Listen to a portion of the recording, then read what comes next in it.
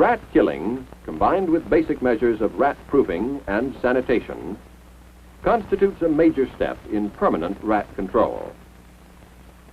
But rat killing by itself does not result in permanent rat control. So long as food sources and harborage remain undisturbed, killing rats merely lessens competition for those that survive.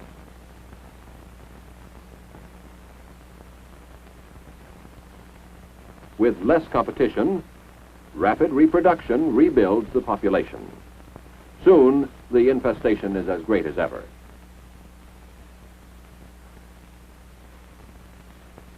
When a building has been rat-proofed to keep rats out, it is possible to eliminate all rats within the premises by the techniques of rat killing. It is the rat eradicator's job to get rid of every last rat remaining in the premises. One surviving pregnant female might cause a reinfestation that would completely nullify the effort and expense of rat proofing.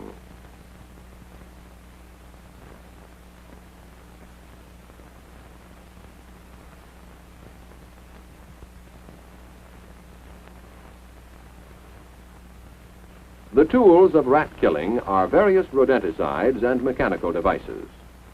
The selection and use of these tools depends upon the area to be made rat-free.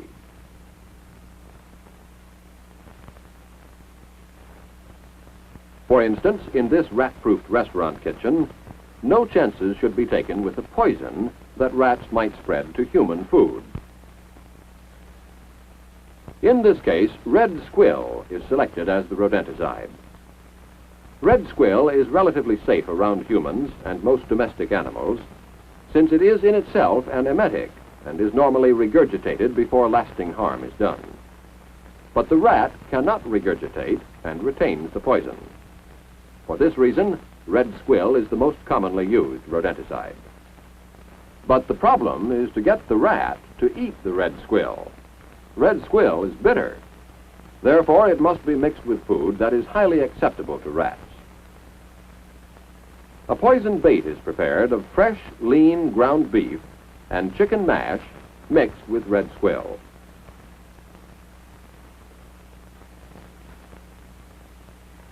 Salad oil is added as a binder.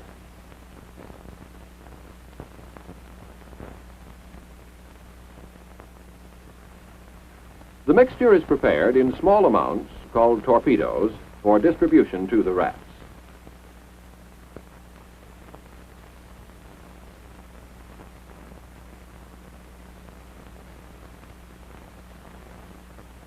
An alternate cereal poison bait is prepared of steam-rolled oats, ground bacon, and red squill. Experience has shown that better results are obtained if a choice of food baits is offered to the rats.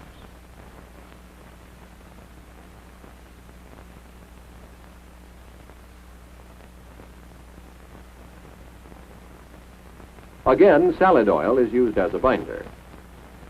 The preparation must be made attractive to the prospective customer.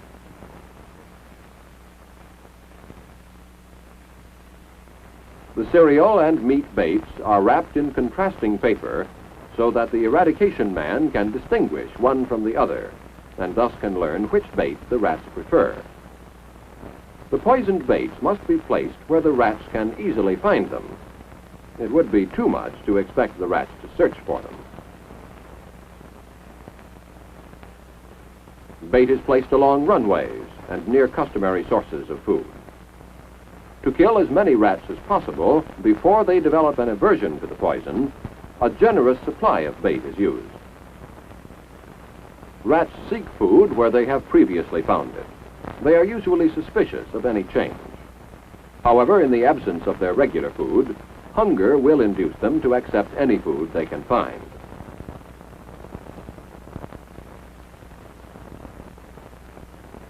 Rats in the open are normally nibblers and samplers. They usually eat a full meal only in the safety of their harborage. For this reason, the torpedoes are made in a convenient size for the rats to carry away for later eating.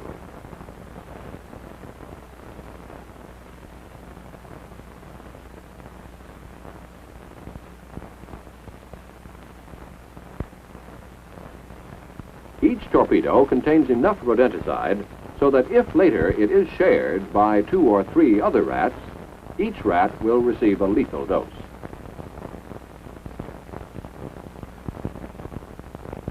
Red squill takes from 24 to 72 hours to kill. When a rat has eaten red squill, it usually becomes lethargic in 1 to 2 hours. 4 to 14 hours later, characteristic tremors begin, followed by progressive paralysis. If it can, the rat will return to its harborage. Thus, death usually occurs in the nest. Since up to 90% of all rats poisoned with red squill tend to die in their nests or in secluded places, it is difficult to determine how many rats have been killed.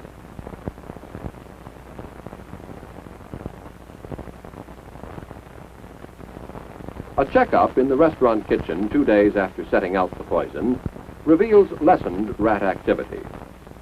A definite odor of dead rat coming from behind the stove guides the eradication man to one of the rat casualties.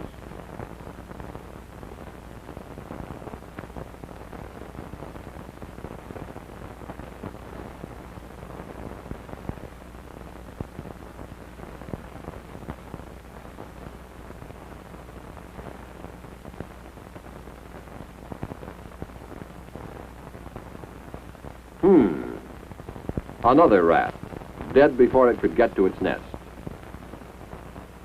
Judging from the smell, there must be still another rat in the hole.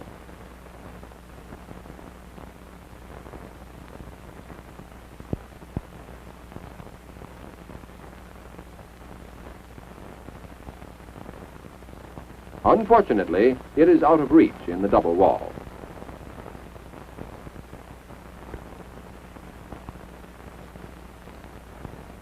Ripping out the wall would be expensive. The best thing to do is to cover the odor with a masking agent, such as isobornyl acetate. Have all the rats been killed? Well, that's hardly likely. The best way of finding out whether any rats are still living is to put down some patches of talc or pyrophyllite or 10% DDT dust to make rat tracks easily visible. A patch approximately 12 by 18 inches and about 1/8 inch thick is spread and smoothed with a straight edge. Smoothing will make it easier to see the tracks clearly. Because rat signs age slowly, it is impossible to tell from them the progress of day-to-day eradication. The tracking patch is the best way of determining the extent of rat activity during a given night. The tracking patches are laid along the rat's principal routes between food, water, and harborage. In view of the rat's limited home range, patches must be so placed that every rat present will traverse some patch during the night. Too few patches, or patches poorly placed, can give a false impression that all rats have been killed.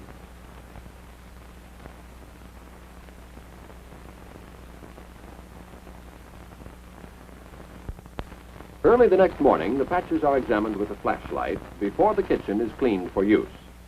The first patch is smooth. This patch clearly shows tracks of several rats.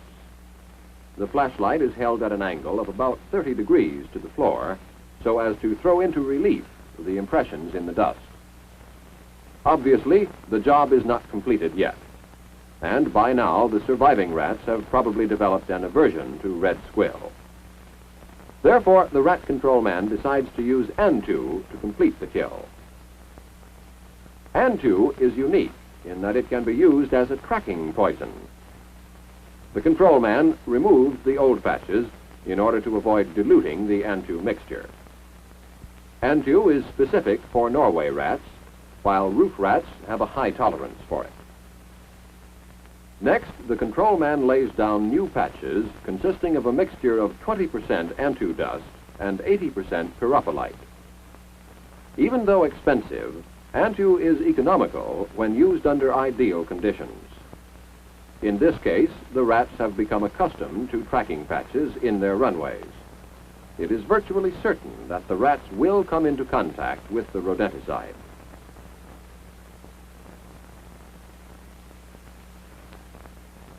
In their search for food, the rats run through the Antu dust. The dust irritates the rats' paws, causing them later to lick their paws, thus ingesting the Antu dust.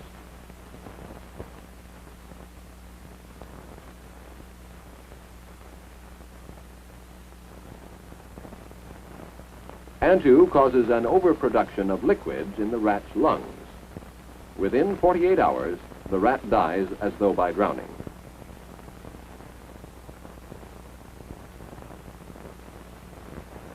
When no rat tracks appear on the tracking patches for 5 nights, the eradication man knows the restaurant kitchen has been freed of rats. Rats may re-enter a rat-free and rat-proof building through an open door or with merchandise deliveries. To maintain the kitchen in a rat-free condition, frequent inspection is necessary. Inspection must be at regularly scheduled intervals so as to find any reinfestation as soon as possible.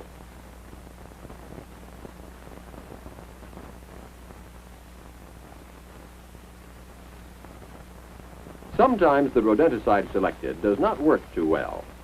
In this fish market, torpedoes containing red squill bait have been tried, but for some reason have proved ineffective. The surviving rats will no longer take the red squill bait, having developed an aversion to it.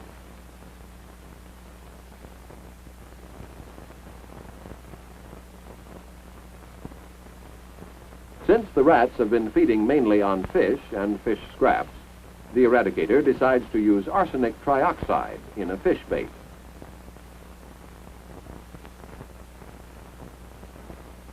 The arsenic trioxide is added to an emetic, in this case tartar emetic, and weighed carefully. The tartar emetic is intended to protect animals other than rats by causing them to vomit the poison.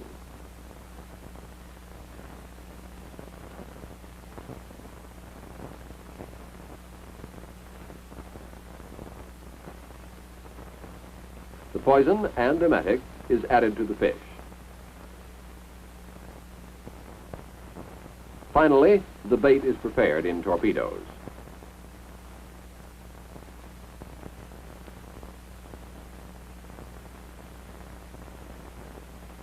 As an alternate bait, ground breadcrumbs and ground bacon are mixed with the finely powdered emetic and the arsenic trioxide.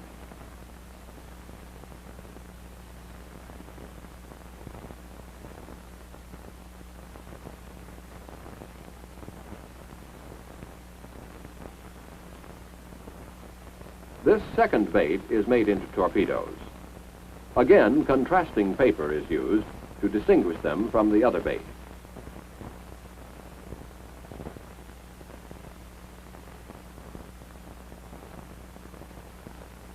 In the fish market, these poisoned baits are readily taken by the rats.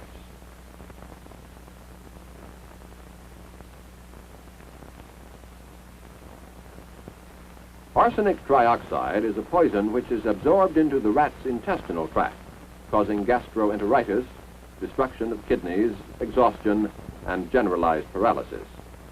Death usually occurs in less than 24 hours, although in a few cases where minimal lethal doses are eaten, it may take up to 6 days.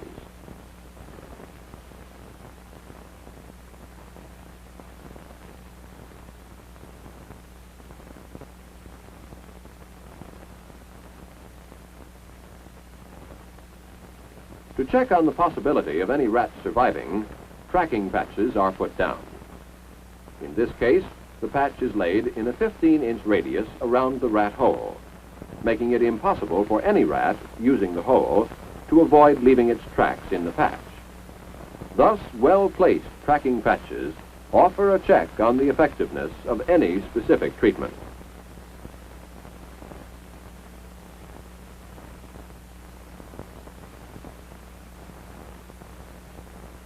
In addition to indicating the presence or absence of rats, tracks found in such patches often indicate the size of surviving rats and the number of rats using the runway.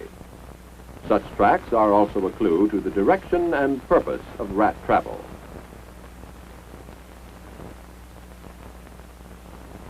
Only Only when an adequate number of properly placed tracking patches are free from rat foot prints for 5 nights in succession can the premises be considered rat-free. A quick-acting, highly toxic rodenticide, such as 1080 water, can be used only when the premises can be effectively closed off to humans and animal pets. When the area contains food, it is necessary to cut off all sources of water and rely on the rat's thirst to force them to take a waterborne poison. 1080 water is placed in waterproof, non-spillable cups. 1080 is a very dangerous poison. Only trained and experienced eradication men should be permitted to use it.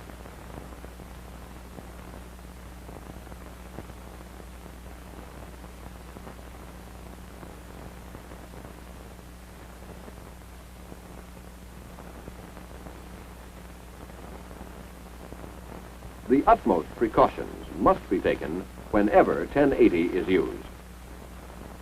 Rats must have water. 1080 water is tasteless, odorless, and quite acceptable to them.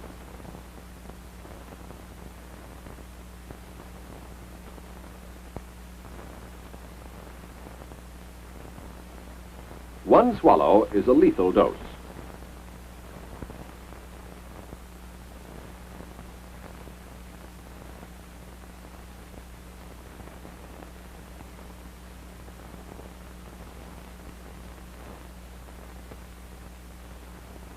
.1080 kills within 1/2 to 2 hours. For some unknown reason, a high percentage of rats killed with 1080 die in accessible places and are easily recovered.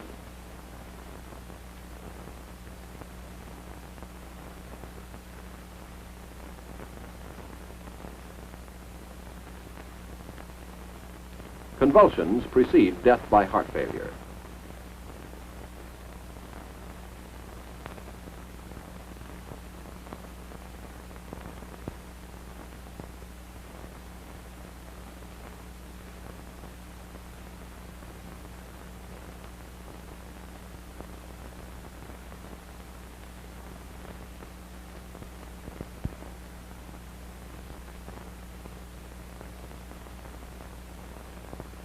The next day, the first order of business is to count, pick up, and dispose of cups and carcasses. Dead rats and every used 1080 cup should be incinerated. Only licensed and qualified eradication men should be permitted to use 1080, and then only under carefully supervised conditions.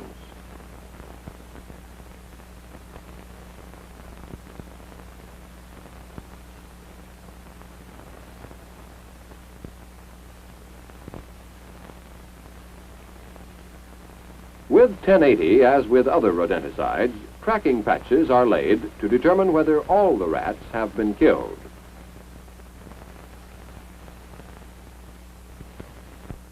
This basement storage room has been rat-proof, but colonies of rats still remain and have to be exterminated.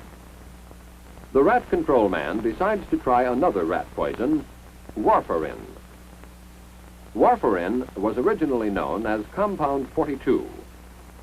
Strictly speaking, it is an anticoagulant, causing a slow bleeding to death.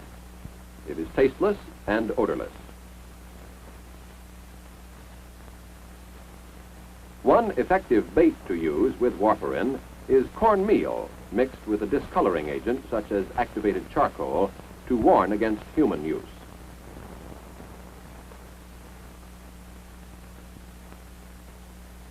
Warfarin, mixed with yellow cornmeal and charcoal, is placed in a bait box near a rat entrance. The purpose of the bait box in this case is not to prevent human access, but to avoid the poison being kicked and spilled accidentally. The use of such a bait box is optional. The box contains enough bait to last until the next service date. A tracking patch is spread around the bait box to indicate the presence or absence of rats.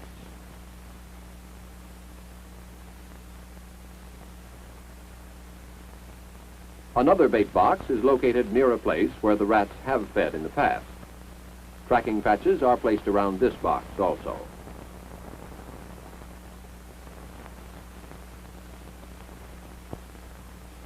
During the night, the rats are attracted by the bait and approach the box. As no other food is uncovered and easily available, the rats investigate and find the food to their liking. Unlike other poisons, warfarin does not create an aversion in rats that eat it. They come back again and again. Rats often show a preference for warfarin in cornmeal over other foods, even though the other is unpoisoned.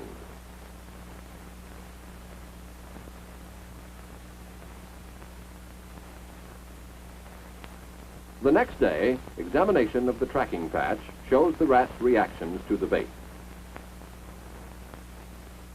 They have eaten so much that it's necessary to replenish the supply.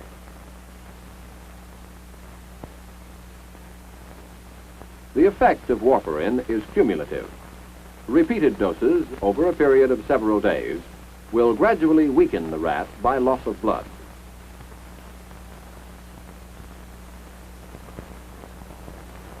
The rat usually dies between the 5th and 8th days. The slow, cumulative effect of the poison delays the rat's death for several days. Thus, warfarin is dangerous to domestic animals only with repeated ingestion.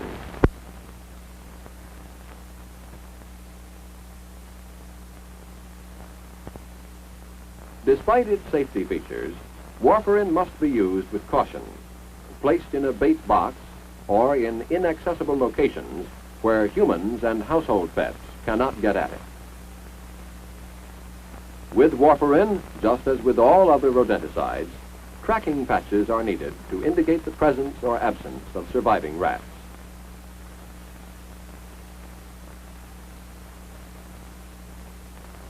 For 10 days after the last rat was found dead, there have been no tracks around the box.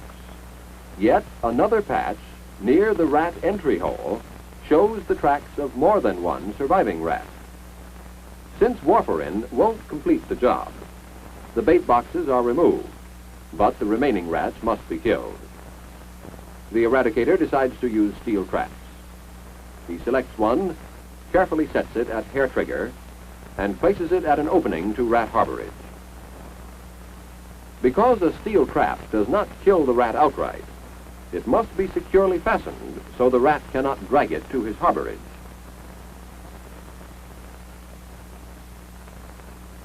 To force the rat to cross the trap, the eradicator puts a box on each side of the trap. The boxes are pushed back against the platform to prevent the rat from turning aside to bypass the trap.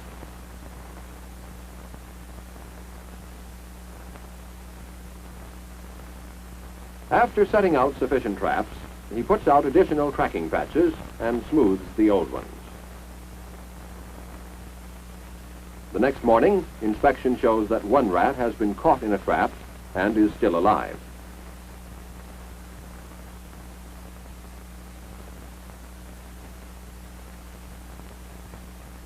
Another trap has evidently been sprung and dragged around, but there is no rat in it. The tracking patch near the rat entry reveals a rat's footprints.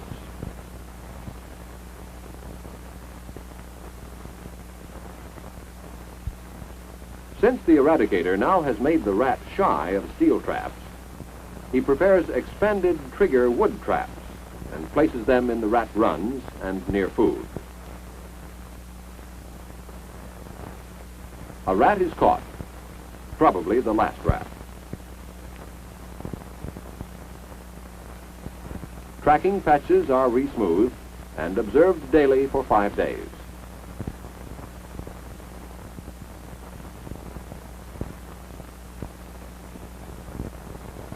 Since no rat footprints are found, the storage basement is considered to be rat-free. Thereafter, as in all rat-free premises, inspection must be made at regular intervals. For this purpose, tracking patches, laid in dark, out-of-the-way places, provide a permanent inspection record. There are other types of rodenticides, and as time goes on, more will be developed.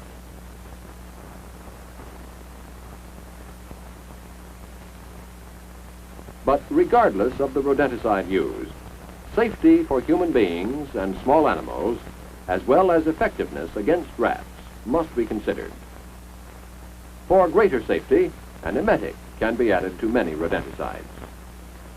Dangerous poisons with which emetics cannot be used should be handled only by qualified personnel under conditions that present no peril to human beings or domestic animals. By observing proper rat-killing techniques, rat-proofed premises can be completely freed of rats and kept that way.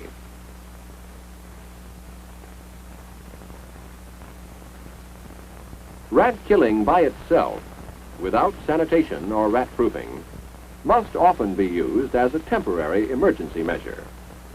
In substandard areas, there are conditions like these: garbage, rubbish, rat food and harborage everywhere. Sanitation appears to be unknown.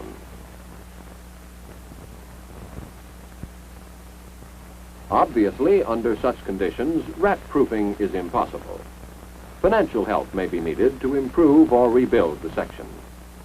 Individual and collective efforts to clean the place up may take a long time. Everywhere there is evidence of rat infestation, carrying with it a constant danger of rat-borne disease.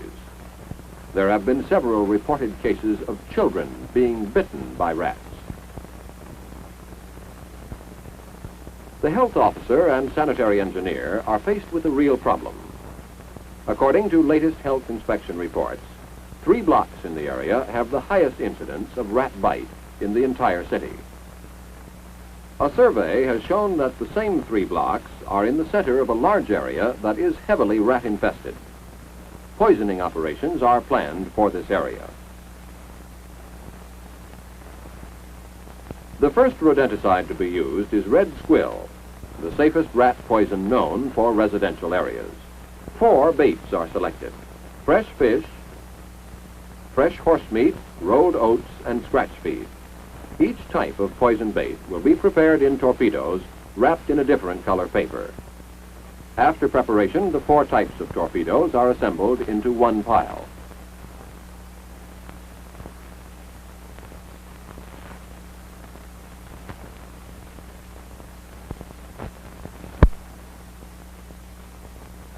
Then they are thoroughly intermingled, so that when they are distributed, the rats will have a complete choice of baits.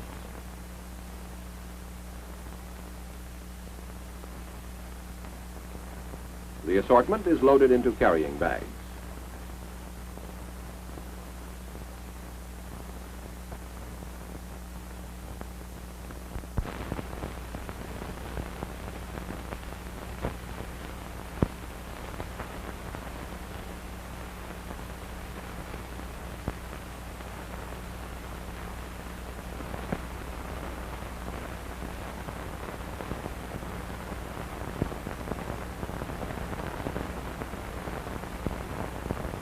To take full advantage of rat habits, poisoning is planned on a block-by-block basis.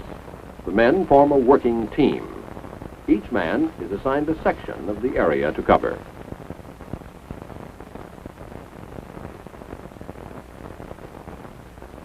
In any such program, the goodwill and cooperation of the residents is an essential factor.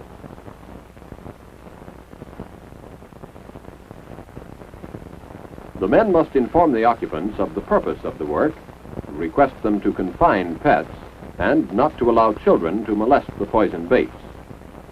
Of course, with native populations, consideration must be given to their food habits, and no baits used which might be eaten under the compulsion of hunger. The eradicator then proceeds to look for rat signs.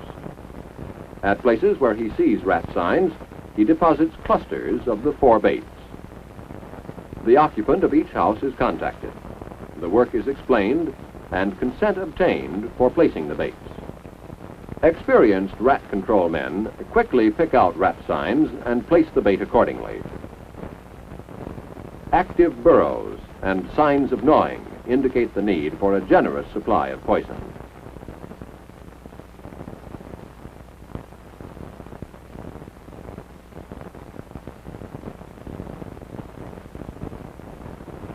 Here's a place for many rats.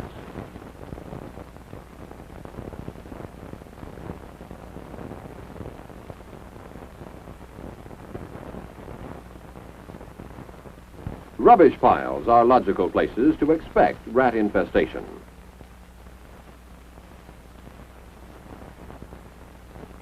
Hedgerows and shrubbery are usually honeycombed with rat runs. The area is thoroughly covered. Bait is much less expensive than labor and should be used generously. At dusk, the efforts begin to bear fruit.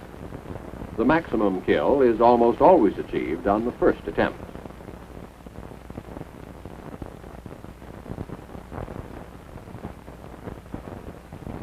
Rats surviving the initial poisoning will become suspicious and avoid the poison bait. This initial area poisoning, therefore, must be thorough. Not only must the dwelling areas be covered, but the surrounding territory also. Poisoning must be extended to adjoining open areas that are reservoirs of rat infestation.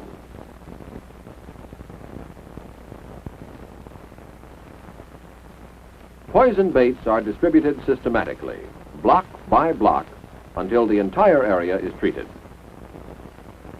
After a week, an inspection is made of the area. Reports are collected on the results of the poisoning program.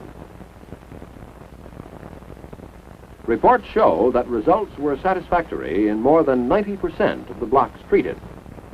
The remaining areas must be treated again.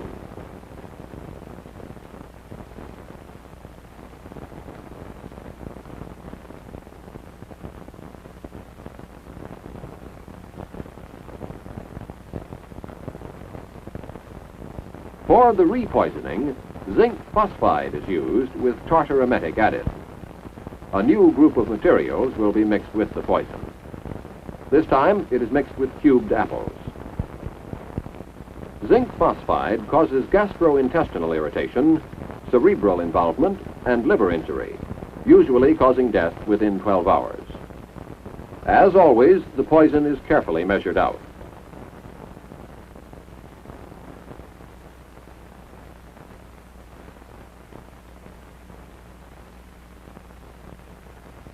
In repoisoning, each step must be repeated.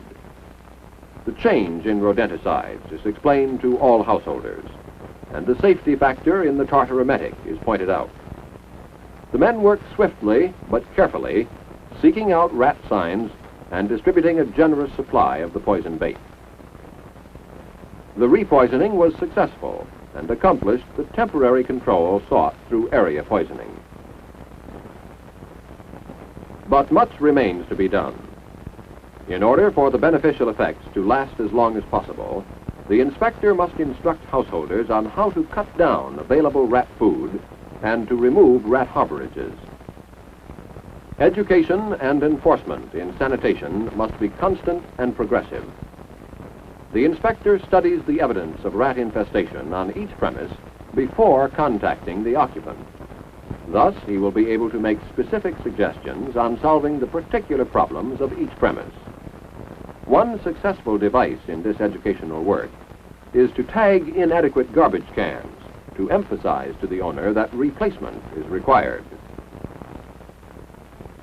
A specific suggestion might be the removal of a board fence or elimination of shrubbery, giving the rats access to open windows.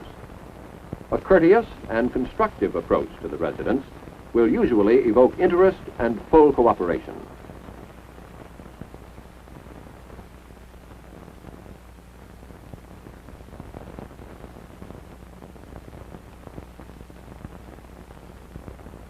Several weeks later, 3 blocks out of 41 originally poisoned require additional treatment and are scheduled for repoisoning. To keep down the rat population in substandard areas is a never-ending job, as long as environmental conditions make available the basic requirements for rat life, namely food and harborage. In the long run, substandard housing must be eliminated, and new construction of rat-proof design provided.